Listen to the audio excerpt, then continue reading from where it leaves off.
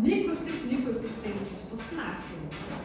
Тэгэхээр багш нь одоо та адилхан гişтэй очиод 1 2 3 3 үнэлнэ. Багш нь болохоор одоо нэг л юм үнэлнэ гэсэн. Ойлгомжтой тийм. За энэ нь юу байх вэ гэхээр заавал Монгол ахын транспорт шүү байна. 2010 оноос хойш маш энэ өөрсдийнхөө боломжоор татаж аваад өгөөж тусгуур аач нөлөө байгаа эсрэг шалтгаан.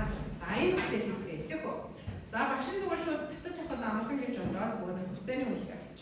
Манайхан хүсцээ хаш чүнтэй эмэхүү юу ч хэлэх наа гэсэн.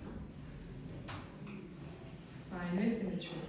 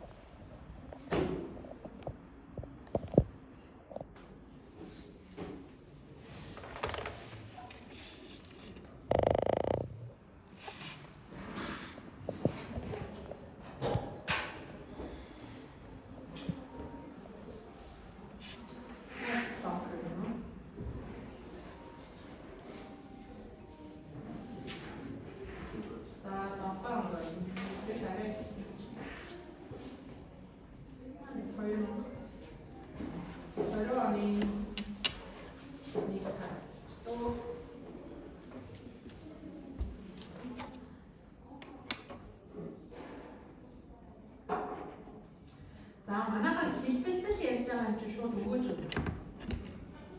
Тийм боолтаа амжилттай манайхаа хэлбэлцэл ярьж байгаа шүү. Тэгэхээр энэ чинь нөгөө нэг хэлбэлцэлд нь хэлбэлцлийг шууд дагаад шүү дээ. Шин шууд тэр change хувийг авах.